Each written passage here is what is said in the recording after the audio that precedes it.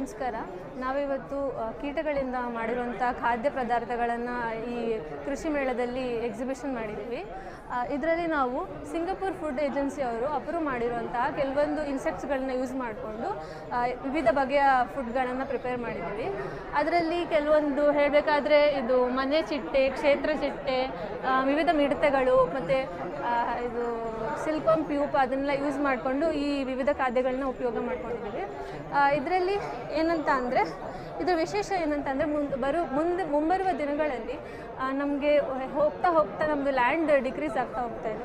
So ಈ ಇನ್ಸೆಕ್ಟ್ಸ್ಗಳನ್ನು use ಮಾಡ್ಕೊಂಡ್ರೆ ಇನ್ಸೆಕ್ಟ್ಗಳಲ್ಲಿ ಹೆಚ್ಚಾಗಿ ಪ್ರೋಟೀನ್ ಜಾಸ್ತಿ ಇರುತ್ತೆ ಮತ್ತು ಹಲವಾರು ನ್ಯೂಟ್ರಿಯೆಂಟ್ಸ್ ಜಾಸ್ತಿ ಇರುತ್ತೆ. ಸೊ ನೀವು ಏನು ಮುಂದಿನ ದಿನಗಳಲ್ಲಿ ಮೀಟ್ ಬದಲಾಗಿ ಈ ಇನ್ಸೆಕ್ಟ್ಗಳನ್ನ ಯೂಸ್ ಮಾಡ್ಕೊಳ್ಬೋದು ಅನ್ನೋ ಒಂದು ಕಾನ್ಸೆಪ್ಟ್ ಮೇಲೆ ಈ ಎಲ್ಲ ಖಾದ್ಯಗಳನ್ನು ನಾವು ತಯಾರು ಮಾಡಿದ್ದೀವಿ.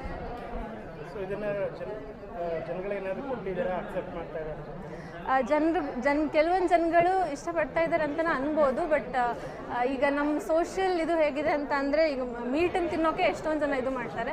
ಆದರೆ ಇನ್ಸೆಕ್ಟ್ ಸಡನ್ನಾಗಿ ನಾವು ಅವ್ರನ್ನ ಇಂಪೋಸ್ ಮಾಡೋಕ್ಕಾಗಲ್ಲ. ಮುಂದಿನ ದಿನಗಳಲ್ಲಿ ಹೋಗ್ತಾ ಅವ್ರು ಯೂಸ್ ಮಾಡ್ಬೋದು ಅಂತ ಅಂದ್ಕೊಳ್ತೀವಿ. ಈ ವರ್ಷ ಯಾರೂ ಟೇಸ್ಟ್ ಮಾಡಿಲ್ಲ, ನಾವು ಯಾರೂ ಮಾಡಿಲ್ಲ.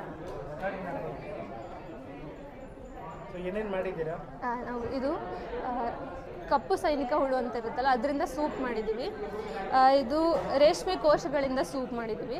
ಇದು ಮಿಡತೆ 65, ಇದು ಮಿಕ್ಸ್ಡ್ ಇನ್ಸೆಕ್ಟ್ ಟಿಕ್ಕಾ ಅಂತ, ಇದು ದುಂಬಿಯ ಡ್ರೈ, ಇದು ಶಿವನ ಕುದುರೆಯ 65, ಇದು ರೇಷ್ಮೆ ಕೋಶದ ಕಟ್ಲೆಟ್, ಇದು ರೇಷ್ಮೆ ಕೋಶದ ಟಿಕ್ಕಾ, ಇದು ಕಪ್ಪು ಸೈನಿಕ ನೊಣದ ಮಸಾಲೆ, ಇದು ಮಿಶ್ರ ಕೀಟಗಳ ಡ್ರೈ, ಇದು ಸ್ಯಾಂಡ್ವಿಚ್ ಮಾಡಿದ್ದೀವಿ ಡಿಫ್ರೆಂಟ್ ಇನ್ಸೆಕ್ಟ್ಸಿಂದ, ಇದು ಮಿಡತೆ ಫ್ರೈ, ಇದು ಸಿಕಾಡಾ ಡ್ರೈ, ಇದು ರೇಷ್ಮೆ ಕೋಶದ ಡ್ರೈ, ಇದು ಮಿಡತೆಯಿಂದ ಬರ್ಗರ್ ಮಾಡಿದ್ದೀವಿ, ಮತ್ತು ರೈನೋ ಡ್ರೈ ಅಂತ ಮಾಡಿದ್ದೀವಿ ರೈನೋಸರಸ್ ಬೀಟಲಿಂದ.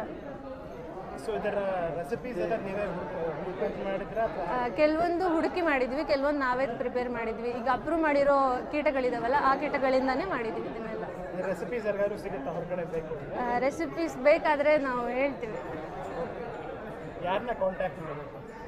ಇಲ್ಲಿ ಕಾಲೇಜಲ್ಲಿ ನಮ್ಮ ಎಂಟಮಾಲಜಿ ಡಿಪಾರ್ಟ್ಮೆಂಟ್ ಯಾರನ್ನು ಕಾಂಟ್ಯಾಕ್ಟ್ ಮಾಡಿದ್ರು ಹೇಳ್ತಾರೆ ಸರ್, ಧಾರವಾಡ ಕೃಷಿ ವಿಶ್ವವಿದ್ಯಾಲಯದಲ್ಲಿ.